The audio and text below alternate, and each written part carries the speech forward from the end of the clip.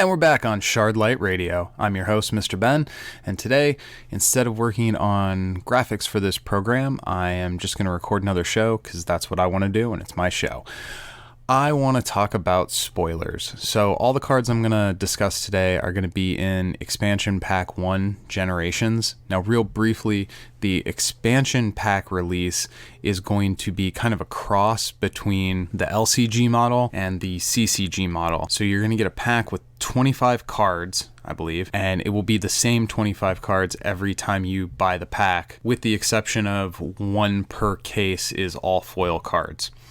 You only get one of each card, though, so you can't buy the pack and have play sets of everything. You'd have to buy 3 packs to have full play sets of every card in the expansion. So it's kind of like maybe the early FFG LCGs. For anybody that's new to this, LCG is living card game, and instead of buying lottery packs, it means you get all the cards in a reliable, predictable way. CCGs are collectible card games, which are lottery packs. I hope that didn't insult anyone's intelligence. Okay, on to the spoilers. So the first card I want to talk about today is a 1-cost, 2,000 power Raging Shard Beast.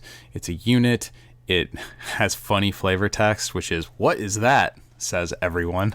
You cannot play cards with cost 3 or more while this unit is in play. 2,000 power on a 1 cost is just good. The restriction isn't fantastic, but if it's problematic, you can get rid of this guy and then recruit whatever cost 3 or more that you wanted to recruit. So for the part of the curve where he's going to come out, this dude seems really good. If this was a game where you had to do all of your recruiting at the beginning of your turn and then do your attacks, that could be a drawback, but that is not the way Argent Saga works, so I really don't even see the drawback on this card as being that relevant. Maybe something could get stranded in your hand and you aren't able to suicide your Raging Shard Beast, but if there's nothing for your Shard Beast to attack into that can kill it, probably means you're controlling the board, and that seems perfectly acceptable. Next, there's an 8-cost, 5,000 power, I'm not sure how to say that, Metalia? Whatever. Unit, it's a legendary, so you only get 1 in your deck. It has Destroyer, and it cannot be targeted by unit abilities, and you can flip down your champion and spirit and destroy all units and augments your opponent controls.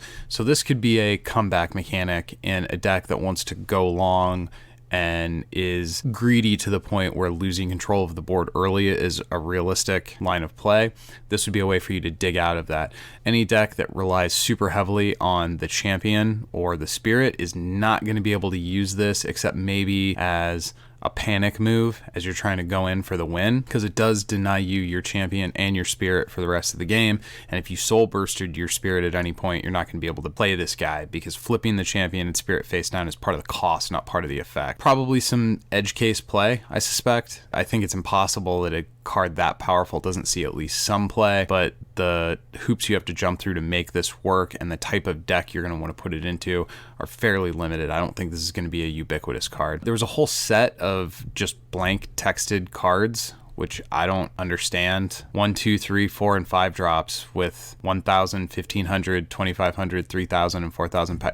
I don't get these. I mean, I guess you need filler. I would have rather seen this cycle of cards put into random packs rather than buy them in a pack where you know you're going to get exactly these 5 boring cards out of the 20. Not every card can be super flashy, but man, 4-cost dark unit, 3,000 power that does nothing else. I mean, I guess it's tagged Golem, and the dragon one's tagged dragon, so the tags are relevant, but these are pretty unexciting cards. Maybe they'll be better than I think they're going to be, but they're pretty unexciting cards. 1-cost, 500 power air unit, the Arbor Carbuncle. When this unit is returned to your hand from the field, you can search your deck for an Arbor Carbuncle and add it to your hand. During your turn, expel this card and 2 other Arbor Carbuncle from your hand to draw 2 cards and switch 2 of your shards to active. Cool. I like cards that let me draw 2 cards. I like the idea that you're trying to get multiples of this guy in hand to get an effect. That's kind of a fun play on the more traditional, if you control X number of dragons, you get quickness, or instead of having units on the field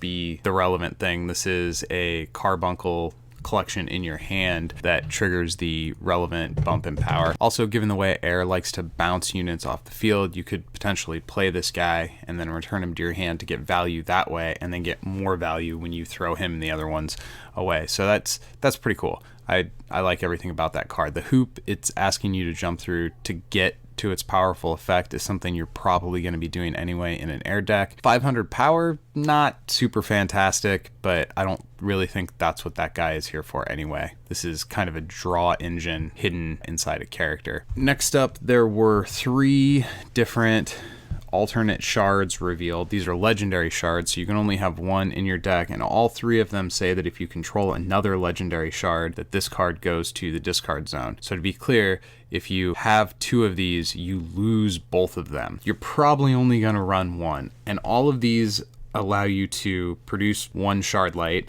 but also give you the ability to exhaust them to turn your spirit face down and do a powerful effect. There's Corona the Spirit Ruby, lets you destroy target unit for soul bursting your spirit basically. Fizzy the Spirit Sapphire lets you draw 2 cards, and Kite the Spirit Emerald lets you switch up to 2 of your shards to active. So they all do fairly decent things. The green one I think is probably the weakest out of all of them, because in a sense you're going to get this thing out and it is a shard and you have to exhaust it in order to get 2 shards back. So you're actually only getting 1 back, because if this wasn't there you could just have a normal shard. I mean, it's not a terrible effect, but given that the Water legendary shard lets you draw 2 cards and the Fire legendary shard lets you destroy target unit, those are just better. I suspect we're going to get a full cycle of these in this release, and they just haven't spoiled all of them yet. I would be rather disappointed if they only did 3 of the 5 colors with legendary shards and saved the other 2 for a later release. I know that is a thing that happens. Eternal irritates me all the time when they release various game effects, but only for certain color combinations and not others, and I think that's annoying. I would rather have all 5 of the factions get a legendary shard at the same time, rather than have down the road the dark legendary shard is the new hotness, but not because it's actually better as an effect than some of these other ones, just because we've been waiting for it and dark has been hobbled in that way. I feel like that's a weird way to balance games, but that's kind of an aside. The last card I want to talk about today is the Catastrophe Demon. It's a 5 cost, 3000 power unit that says Destroyer, and your opponent's units and shards come into play exhausted. That seems pretty awesome. I mean, playing this dude and not even attacking with him, just slowing the opponent down by exhausting everything they play. That's not going to win you the game on its own, but it's going to make any unit they choose to play significantly more vulnerable, because you'll be able to attack them. It's going to slow down their putting effects into the game. If I need to play something that costs 5 and my 5th shard comes into play exhausted, that could really blow up a turn, disrupt what your opponent's trying to do. I really like the card. I like the card art a lot too. Demon ape with like purple smoke flying around it. All right, so that is the cards that have been spoiled as of Friday, August 16th. This is kind of a bonus episode because I wanted to procrastinate away from actually putting together some graphics for the podcast. So until next time, go win some games.